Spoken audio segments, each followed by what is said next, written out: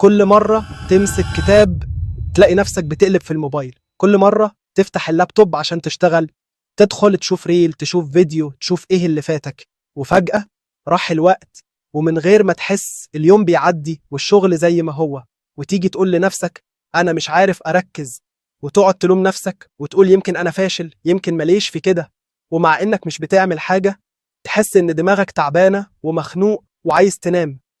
طب ليه؟ ليه مش قادر تركز؟ أول حاجة خلينا نفهم المشكلة. المشكلة مش إنك فاشل، المشكلة إنك عايش وسط كمية مشتتات غير طبيعية.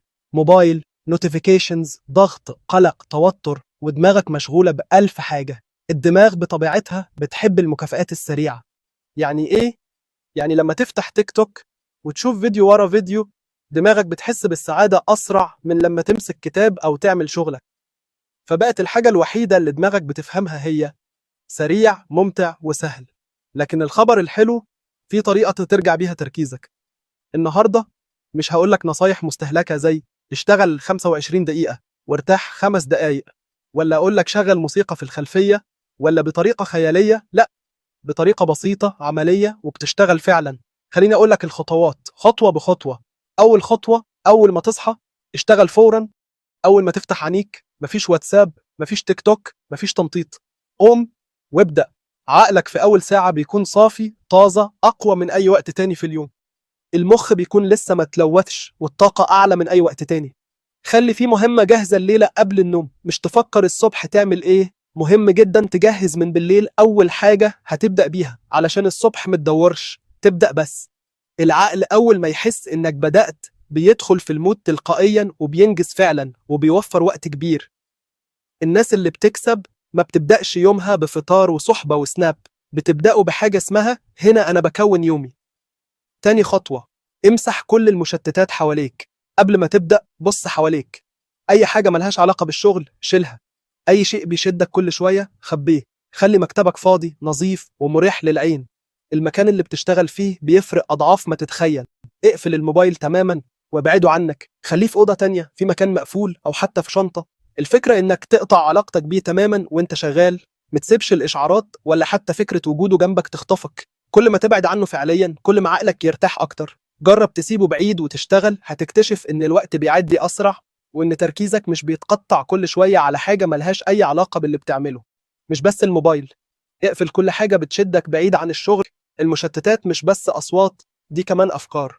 تالت خطوة، اعمل تو-دو ليست بسيطة جدا. خد ورقة واكتب بإيدك. اختار أهم 3 حاجات بس اللي فعلا محتاج تخلصها. خليهم واضحين ومش طموحين زيادة. مش لازم تكتب كل حاجة نفسك تعملها. اكتب اللي هتقدر تنجزه النهاردة فعلا من غير ضغط نفسي، ولما تخلص كل واحدة اشطبها. اللحظة دي بتدي عقلك إحساس بالنصر، بتخليه يحس إنك قادر وإنك بتقرب، وده بيدي دفعة مش طبيعية. رابع خطوة، ابدأ بأصعب حاجة. طول ما في حاجة تقيلة في دماغك عمرك ما هتعرف تركز، ابدأ بيها. خامس خطوة، علق هدفك قدامك، ورقة مكتوب فيها أنا بشتغل علشان كذا. اكتب السبب الحقيقي حتى لو صغير، علقها قدامك. لما تتشتت تبص لها، تفتكر. كل ما تبص عليه هتفتكر ليه بدأت، وهتفتكر إن التعب اللي بتحس بيه مش رايح على الفاضي. لما تلاقي نفسك بتسرح أو زهقت أو عقلك بدأ يهرب، الكلمة دي هتشدك تاني على الطريق. سادس خطوة، حدد نهاية واضحة لكل تاسك. يعني إيه؟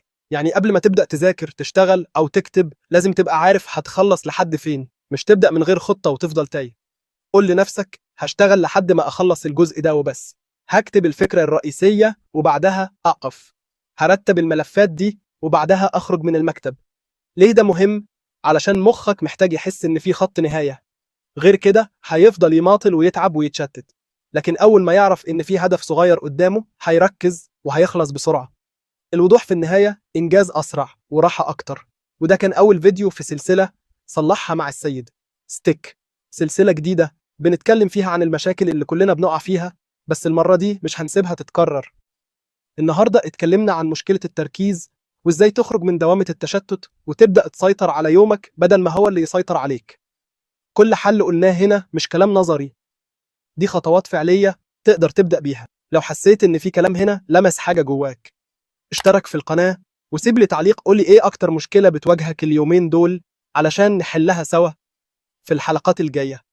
أنا السيد ستيك، وكل مرة هنتكلم في حاجة جواك هتبدأ تتصلح.